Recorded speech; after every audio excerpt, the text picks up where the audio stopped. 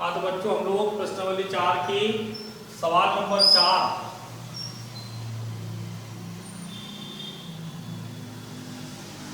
अर्थात ये बोल सकते हैं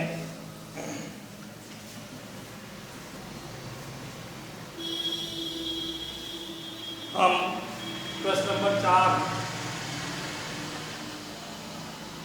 के सवाल नंबर 5 में है। पिछले वीडियो में भी हमने प्रश्न नंबर 4 की 4 सवालों को हल किया। यहाँ बोला गया है कि इन वर्ग समीकरणों को सूत्र की सहायता से हल करें। तो हम पीछे भी सूत्र लगा चुके हैं, ठीक उसी तरीके से हम इस सवाल को भी हल करने वाले हैं। तो चलिए स्टार्ट करेंगे हल।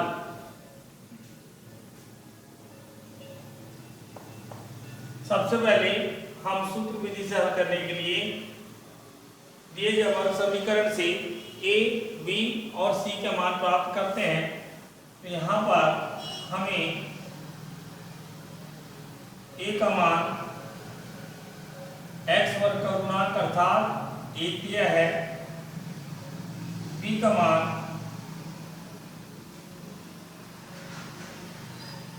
x का गुणांक अर्थात ऋण 7 दिया है, c का गुणांक या c का मान ये जो स्थिरांक होता है ये c का मान कहलाता है। इस प्रकार हमने दिए गए वर्ग समीकरण से a, b और c के मान प्राप्त कर लिए। इसके बाद हम हमारे वर्ग समीकरण का सूत्र, जिसे हम श्रीधराचार्य जी के सूत्र नाम से भी जानते हैं, उसे नोट करेंगे। ऋण b धन b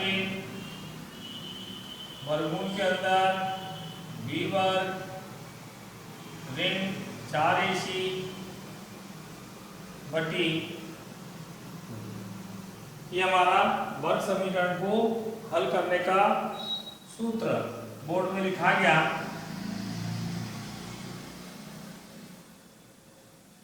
अगली स्टेप में हम इस सूत्र में a b c के मान पुट करने वाले हैं। ये लिखा हुआ है ऋण b का मान ऋण 7 है, इसी कोष्टक में डाला, धीरे धीरे आगे सरका, धन ऋण b वर्ग अर्थात ऋण 7 का वर्ग ऋण 4, a का मान 1, c का मान ऋण 5। आपको शुरू से सिखाया जा रहा है कि जो भी मान ऋण के रूप में मिले उसे हमको कोष्टक में पुट करना है। a का मान 1। अगली स्टेप ऋण गुणित ऋण धन, और धन को लिखा नहीं जाता अर्थात लिखेंगे 7 धन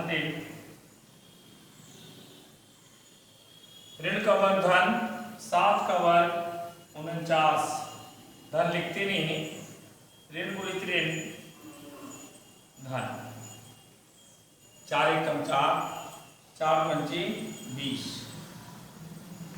इस प्रकार ये देखिए सवाल छोटा होते चला जा रहा है। 2 एकम 2, x बराबर 7 धन ऋण 49 धन 20,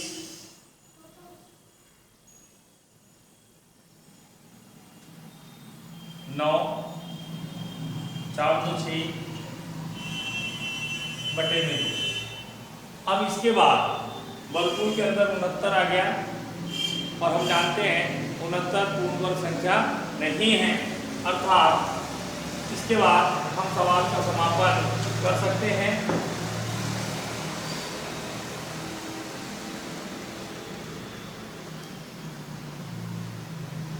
पहले लिखेंगे धन चिन्ह लेने पर। धन चिन्ह लेने का मतलब ये इस वर्ग समीकरण का पहला मूल निकलने जा रहा है 7 धन वर्गमूल 69 बटे में। और इससे ज्यादा इस सवाल को हल नहीं कर सकते। फिर लिखते हैं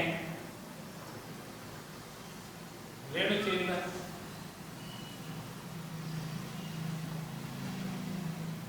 लेने पर। फिर से ही वापस यही जाएंगी, लिखेंगे x बराबर 7 ऋण वर्गमूल 69 बटी 2। इस प्रकार हमारी इस वर्ग समीकरण के दो मूल 7 धन वर्गमूल 69 बटे 2 और 7 ऋण वर्गमूल 69 बटे 2 होंगी। इस प्रकार सवाल नंबर 4 प्रश्न नंबर 4 का सवाल नंबर 5 हमारा समाप्त होता है। और क्योंकि ये सवाल या ये विधि बहुत सरल है, इसलिए अपन एक सवाल को और हल करेंगे।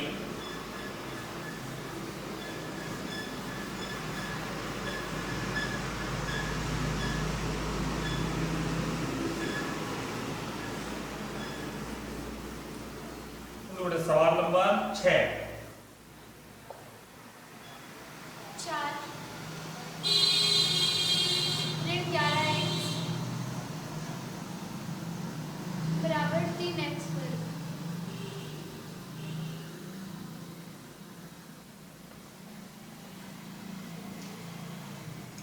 तो सवाल नंबर 6 हम लोग को दिया गया है 4 ऋण 11x बराबर 3x वर्ग। चलिए इस सवाल को अपन हल करें। इस सवाल के हल के लिए सबसे पहले हम लोग इस सवाल को मानक रूप में लेके जाएंगे। ये सवाल मानक रूप में नहीं है, इसका इधर पक्षांतर किया 3x वर्ग बराबर 0। इसके बाद मानक रूप हम जानते हैं कि पहले वर्ग वाली संख्या को लिखी जाती है, अर्थात ये ऋण 3x वर्ग। उसके बाद x वाला नंबर लिखा जाता है, उसके बाद अंक को लिखा जाता है। ये सवाल हमारा एक प्रकार का मानक रूप में पहुंच गया है। हम इस सवाल को चालू कर सकते हैं, लेकिन सावधानी बस सवाल में आगे और गलती मत हो जाए। यदि x वर्ग के पहले ऋण है शुरुआत में, तो क्या करें, ऋण का पूरे समीकरण में गुणा कर दें। ये ऋण जो है गायब हो जाएगा। चलिए ऋण का गुणा करें। ये ऋण गुणित ऋण धन, धन लिखते नहीं, ऋण गुणित ऋण धन और ऋण गुणित धन ऋण। ये देखिए ये हमारा सवाल एकदम नॉर्मल व्यू में आ गया। और चलिए सवाल चालू करें। आप यहाँ पर हमको a का मान दिख रहा है 3, b का मान दिख रहा है 11 और c का मान दिख रहा है ऋण 4। इसके बाद हमारे वर्ग समीकरण का सूत्र x बराबर ऋण b धन ऋण b वर्ग ऋण 4ac बटी 2।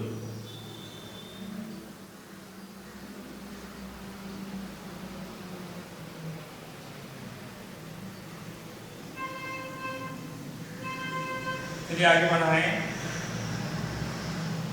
मान रखना शुरू।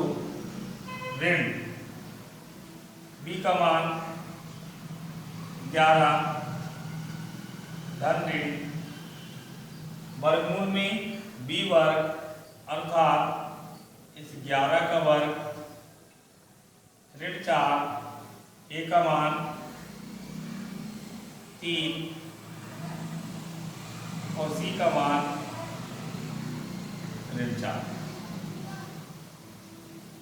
बटी 2 गुणा ए मतलब टी। ये सवाल हमारा हल्का होना शुरू हुआ ऋण 11 धन ऋण वर्गमूल में 11 का वर्ग 121 ऋण गुणित ऋण धन 4 तिया 12 12 चौ 48। इस प्रकार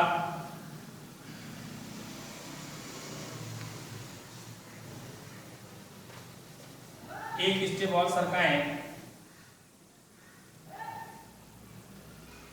ऋण 11 धन ऋण 1 और 8 9 2 और 4 6 और 1 का 1 ही बटे में 6। इसके बाद हमारा सवाल आगे सरकेगा। x बराबर ऋण 11 धन ऋण 169 का वर्गमूल 13 होता है 13 बटे में 6। और इसके बाद आप जानते हैं कि एक बार धन चिन्ह लिया जाता है।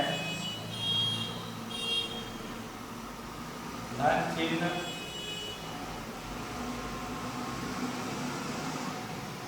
लेने चलिए धन चिन्ह लिया जाए। x बराबर ऋण 11 यहाँ पे धन पढ़ेंगे धन 13 बटी 6। अलग अलग चिन्ह बड़े में छोटा घटाया 13 में से क्या रहा है 2 बड़ी संख्या के चिन्ह धन धन लगाते नहीं बटे 6 एकम किया अर्थात इस वर्ग समीकरण का पहला मूल हमारा निकल गया 1/3 के रूप में। इसके बाद हम धन की जगह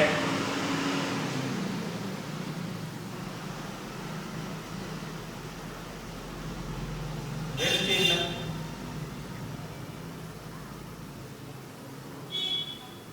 लेने चलिए ऋण चिन्ह लीजिए। x बराबर